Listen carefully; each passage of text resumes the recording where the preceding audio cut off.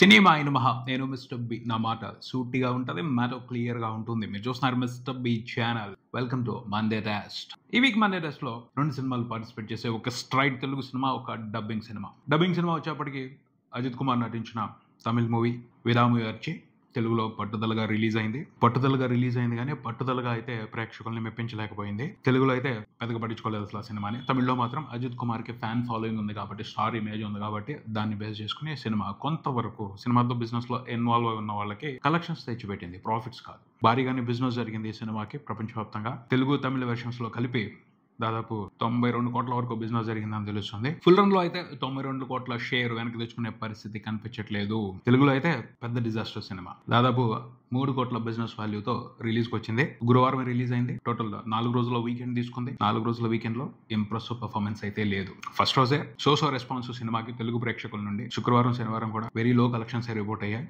ఆదివారమే decide చేసేసారు ఈ సినిమాని మేము చూడడం, మాకు ఈ సినిమాలో ఉన్న కంటెంట్ నచ్చలేదు అని తెలుగు ప్రేక్షకులు. మండే రోజున కంప్లీట్ కొలాప్స్, చాలా చోట్ల 0 షేర్ పట్టుదల మూవీకి. దాన్ని బట్టి అర్థం చేసుకోవచ్చు ఈ సినిమాని తెలుగు ప్రేక్షకులు యునానిమస్ గా రిజెక్ట్ చేసేసారు అని. ఈ సినిమాతో బిజినెస్ లో ఇన్వాల్వ్ అయిన వాళ్ళు గట్టిగా నష్టపోయే పరిస్థితి. తమిళ్లో ఉన్న ప్రొడ్యూసర్సే తెలుగులో డిస్ట్రిబ్యూటర్స్ పట్టుకుని డైరెక్ట్ గా రిలీజ్ చేసుకుని ఉంటే సేఫ్. ఏదైతే వచ్చిందో అది వాళ్ళకి ఏదో రకంగా ఖర్చులుగా మిగిలే అవకాశం.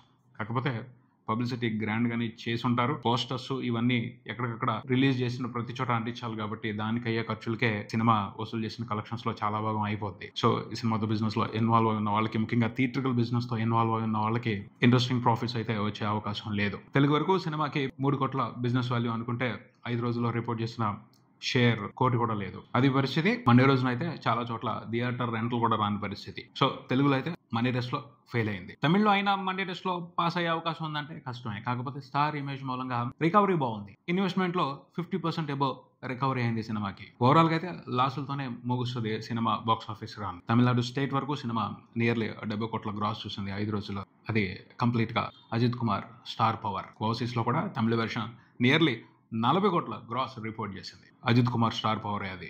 తమిళ ప్రేక్షకుల్లో ఆయన మీద విపరీతమైన అభిమానం ఉంది. ఆ అభిమానంతోనే ఈ సినిమాని వాళ్ళు కొంతవరకు ఆదరించారు అని చెప్పొచ్చు. కాకపోతే సినిమా మాత్రం complete experiment, tough heavy experiment. ఆ ఎక్స్పెరిమెంట్ అని కూడా నార్మల్ ఆడియన్స్ యాక్సెప్ట్ చేయడం, ఎంజాయ్ చేయడం కష్టం. అజిత్ కుమార్ ఫ్యాన్స్ కాబట్టి కొంతవరకు ఎంజాయ్ చేస్తూ ఆ మాత్రం కలెక్షన్స్ ఇచ్చారు. ఓవరాల్ గా 5 రోజుల్లో ప్రపంచవ్యాప్తంగా అన్ని వెర్షన్స్ లో కలిపి సినిమా ఇప్పటి వరకు చూసుకుంటే అరౌండ్ 50 కోట్ల షేర్ మాత్రమే రిపోర్ట్ చేసింది. ఇంకా హిట్ అనిపించుకోవాలంటే ఒక 40 కోట్ల షేర్ వెనక్కి రావాల్సి ఉంది. 80 కోట్ల వరకు గ్రాస్ రావాల్సి ఉంది. అదైతే కష్టమైన పరిస్థితి. మండే రోజున తమిళ్లో కూడా కలెక్షన్స్ గట్టిగా కొలాప్స్ అయ్యాయి. ఓవరాల్ గా కూడా సినిమా అటు తమిళ వెర్షన్ కానీ ఇటు తెలుగు వెర్షన్ కానీ అన్ని వెర్షన్స్ లోనూ ఫైనల్ గా అయితే నష్టాలు చూసే పరిస్థితి. అందుకనే మండే టెస్ట్ లో ఫెయిల్ అయింది విరామయుర్చి తెలుగులో పట్టుదల. ఇక మన తండేల్ మూవీ విషయానికి వస్తే ఆల్రెడీ మాట్లాడేసుకున్నాం. సినిమా మండే టెస్ట్ కి అయితే దోకా లేదు. శుక్రవారం రిలీజ్ అయింది. శనివారం నాడు కనిపించిన కలెక్షన్స్ బట్టే మండే టెస్ట్ లో పాస్ అయిపోయింది సినిమా అని చెప్పొచ్చు. ఆ రేంజ్ లో వచ్చాయి వీకెండ్ లో సినిమాకి కలెక్షన్స్. మండే రోజున కూడా సూపర్ పొటెన్షియల్ హోల్డ్ అని కనబరిచింది సినిమా. 2 తెలుగు రాష్ట్రాల వరకు మండే రోజున సినిమా రిపోర్ట్ చేసిన షేర్ చూసుకుంటే నియర్లీ 3.5 కోట్లు ఉంది. ఎక్సలెంట్, అది super hold. Interesting long run ఉండబోతుంది అని ఆ నెంబర్ ను చూసి చెప్పేయచ్చు. నైజాం వరకు సినిమా సోమవారం రిపోర్ట్ అయిన కలెక్షన్లతో బ్రేక్ ఈవెన్ కంప్లీట్ చేసేసుకుంది. హిట్ స్టేటస్ తెచ్చేసుకుంది. మిగతా ఏరియాల్లో కూడా రాబోయే 2 రోజుల్లో బ్రేక్ ఈవెన్ ఫార్మాలిటీ కంప్లీట్ అయిపోయింది. ఫస్ట్ వీక్ కంప్లీట్ అయిపోయేప్పటికీ అన్ని ఏరియాల్లోనూ సినిమా బ్రేక్ ఈవెన్ కంప్లీట్ చేసుకుంటుంది. అంత ఇంట్రెస్టింగ్ గా ఫస్ట్ మండే రోజున సినిమాకి కలెక్షన్స్ రిపోర్ట్ అయ్యాయి ఎక్కడికక్కడ. ప్రపంచవ్యాప్తంగా సినిమాకి జరిగిన బిజినెస్ చూసుకుంటే నియర్లీ 38 కోట్లు ఉంది 4 రోజుల తర్వాత. టోటల్ గా చూసుకుంటే తెలుగు వెర్షన్ వరకే సినిమా దాదాపు 36 కోట్ల వరకు షేర్ రిపోర్ట్ చేసింది. మంగళవారం నాడు వచ్చే కలెక్షన్లతో ఆల్మోస్ట్ ఓవరాల్ గా సినిమా బ్రేక్ ఈవెన్ కంప్లీట్ చేసుకునే పరిస్థితి. కన్ఫామ్ గా అయితే సినిమాతో బిజినెస్ లో ఇన్వాల్వ్ అయి ఉన్న వాళ్ళు నష్టపోయే పరిస్థితే లేదు. అందరూ ప్రాఫిట్స్ తీసుకుంటారు. ప్రాఫిట్స్ ఏ రేంజ్ లో ఉంటాయి? రూపాయికి 2 రూపాయలు మిగులుద్దా, 3 రూపాయలు మిగులుద్దా అన్నదే లెక్కేసుకోవాలి. రూపాయికి రూపాయి అయితే ఖచ్చితంగా మిగులుద్ది. సో నష్టం అనే మాట వినపట్టలేదు. లాభాలు వచ్చే పరిస్థితి ఉంది కాబట్టి తండేల్ మూవీ మండే టెస్ట్ లో గ్రాండ్ గా పాస్ అయింది. పోతే ఈ సక్సెస్ క్రెడిట్ మేజర్ గా నాగ చైతన్యకి వెళ్ళిపోతుంది. నాగ చైతన్యకి వెళ్ళాలి. నాగ చైతన్యతో పాటు కన్ఫామ్ గా ఈక్వల్ షేర్ సాయి పల్లవికి ఇవ్వాలి. సాయి పల్లవిని గుర్తించట్లేదు సక్సెస్ కి సంబంధించి.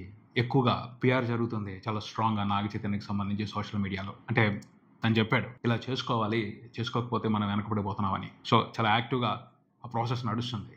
కానీ అతనికి ఇవ్వాల్సిన క్రెడిట్ అతనికి ఇస్తూనే సాయి పల్లవిని కూడా గుర్తించాలి. ఆవిడ కోసం కూడా జనం గట్టిగా థియేటర్స్కి వస్తున్నారు, సినిమాకి బ్రహ్మాండమైన కలెక్షన్స్ ఇస్తున్నారు. సో ఆ సక్సెస్ క్రెడిట్ లో సాయి పల్లవి కూడా బాగా ఉంది. ఆ భాగాన్ని గౌరవంగా ఇవ్వాలి, దాని గురించి కూడా మాట్లాడాలి. ఆవిడ బాక్స్ ఆఫీస్ పొటెన్షియల్ గురించి కూడా సమానమైన గౌరవాన్ని ఇవ్వాలి. జెండర్ ఈక్వాలిటీ పాటించట్లేదు కంప్లీట్ గా. ఒక సినిమా సక్సెస్ అయితే హీరోకి మాత్రం ఎక్కువ కట్టబెట్టేస్తున్నారు. దీంట్లో మార్పు తీసుకొస్తే బాగుంటుంది. కితార్స్ ఒక సత్సాంప్రదాయాన్ని మొదలు పెట్టాలి ఈ సినిమాతోనే. పోస్టర్స్ మీద చాలా వరకు జెన్యూన్ నెంబర్స్ వేస్తూ ఓ మంచి సాంప్రదాయానికి తెరలేపారు. అదే విధంగా స్టార్ హీరోకే కాదు, హీరోయిన్ కూడా ఈక్వల్ ఇంపార్టెన్స్ ఇవ్వడం, సినిమా సక్సెస్ లో మేజర్ క్రెడిట్ ఇవ్వడం అనే మంచి పనిని మొదలు పెడితే బాగుంటుంది అని అనిపిస్తుంది. ఖచ్చితంగా ఈ సినిమా సక్సెస్ లో ఆవిడ పార్ట్ ఉంది, గుర్తించకుండా వదిలేయకూడదు. సాయి పల్లవిని కూడా గుర్తించాలి, గౌరవించాలి. చాలా మందిని ఫ్యామిలీ ఆడియన్స్ ని తను పుల్ చేస్తుంది థియేటర్స్ కి. ఆవిడ కోసం వస్తున్నారు, గుర్తుపెట్టుకోకపోతే ఎలా, గౌరవించుకోకపోతే ఎలా, క్రెడిట్ ఇవ్వకపోతే ఎలా ఆలోచించాలి. చందుమొండి గురించి కూడా బాగా మాట్లాడుతున్నారు, గీతార్స్ గురించి బాగా మాట్లాడుతున్నారు, దేవిశ్రీ ప్రసాద్ గురించి బాగా మాట్లాడుతున్నారు. కానీ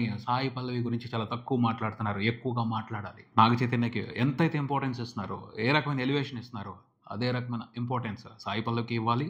ఆవిడికి అదే రకమైన సక్సెస్ ఎలివేషన్ ఇవ్వాలి. ఆవిడకి ఫ్యాన్స్ ఉన్నారు, ఫ్యాన్ బేస్ ఉంది. కాకపోతే హడావిడి చేసే ఫ్యాన్స్ లేరు. ఆవిడ ఫ్యాన్స్ లెక్క వేరు. సంఘాలు పెట్టి, అసోసియేషన్లు పెట్టి హడావిడి చేయరు. పబ్లిక్ లో ఉన్నారు, నార్మల్ గా ఉన్నారు, కామన్ పీపుల్ లా ఉన్నారు ఆవిడ ఫ్యాన్స్. అసోసియేషన్ ఉంటేనే రికగ్నైజేషన్, క్రెడిట్ ఎక్కువగా దొరుకుతుంది అన్న పరిస్థితి ఉండకూడదు. ఆవిడ టాలెంట్ కు తగ్గ, ఆవిడ ఎఫెక్ట్ కు తగ్గ గుర్తింపు, గౌరవం ఇస్తేనే బాగుంటది. ఇదొక అభిప్రాయం. తర్వాత చూసుకుంటే సంక్రాంతికి వస్తున్నాం.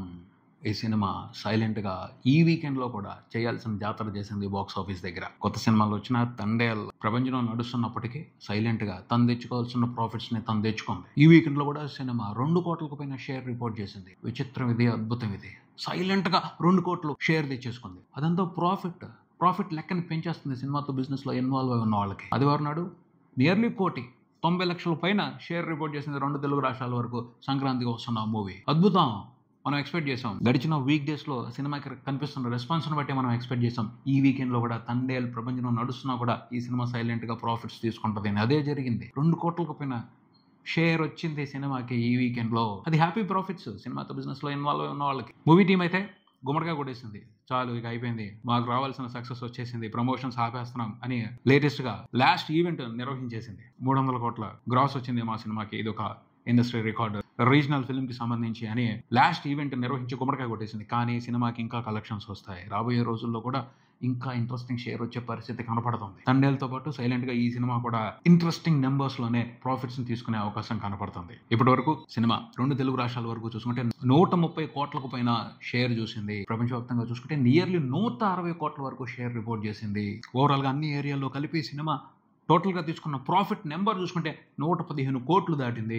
ఇంకో 2 కోట్లు షేర్ తీసుకునే అవకాశం కనబడుతుంది. ఫైనల్ రన్ ముగిసే లోపు. బ్రహ్మాండం ఇది, బీభత్సం ఇది, ఎక్సలెంట్ ప్రాఫిట్స్. అనిల్ రావుపూడి కూడా అందుకనే డిసైడ్ అయిపోయాడు, ఇక ప్రతి సంక్రాంతి నాదే అని. ఎందుకు వదిలిపెడతాడు? ఈ రకంగా తనని ఎంకరేజ్ చేస్తుంటే లేడీస్ లో విపరీతమైన ఫ్యాన్ బేస్ పెరిగిపోయింది అనిల్ రావుపూడికి. అతని మీద అంత నమ్మకం ఏర్పడిపోయింది ఫ్యామిలీ లేడీస్ కి. సంక్రాంతి పండగకే వాళ్ళే అసలైన మాస్ ప్రేక్షకులు, ఫ్యామిలీ లేడీసే అసలైన మాస్ ప్రేక్షకులు. ఏమన్నా హిట్ చేశారు అసలు ఈ సినిమాని. చరిత్రలో నిలిచిపోద్ది ఈ బ్లాక్ బాస్టర్. అలాంటి చారిత్రాత్మక బ్లాక్ బాస్టర్ ప్రతి సంవత్సరం కావాలి అని డిసైడ్ అయిపోయాడు అనిల్ రావుపూడి. అందుకనే 2026 సంవత్సరంలో మెగాస్టార్ తో వస్తున్నాడు. 2027లో మళ్ళీ సంక్రాంతికి వస్తున్నాం సినిమాతో వస్తున్నామని ఇప్పుడే అనౌన్స్ చేసేసాడు, బుక్ చేసేసుకున్నాడు. అతను వస్తున్నాడు అంటే తప్పదు సైడ్ ఇవ్వాల్సింది, ఎందుకంటే అతని ఫ్యాన్ బేస్ అంత స్ట్రాంగ్ గా ఉంది. ఇకపైన రాబోయే కొన్ని సంవత్సరాల పాటు ప్రతి సంక్రాంతి అనిల్ రావుపూడిదే అని అనుకోవాలి. అలాగే ఉన్నాయి పరిస్థితులు. చూద్దాం మరి ఏం జరుగుద్దో. అనిల్ రావుపూడికి పోటీ ఇచ్చే సినిమాలు నెక్స్ట్ ఇయర్ ఏమొస్తాయో. That's it. ఇదే ఇక్కడికి మరో వీడియోతో మళ్ళీ కలుద్దాం. ఈ వీడియో మీకు నచ్చితే లైక్ చేయండి, మీ ఫ్రెండ్స్తో షేర్ చేసుకోండి, మీ అభిప్రాయాన్ని కామెంట్ చేయండి, ఈ ఛానల్ని సబ్స్క్రైబ్ చేయండి. నేను Mister B. Keep watching Mister B channel. Thank you.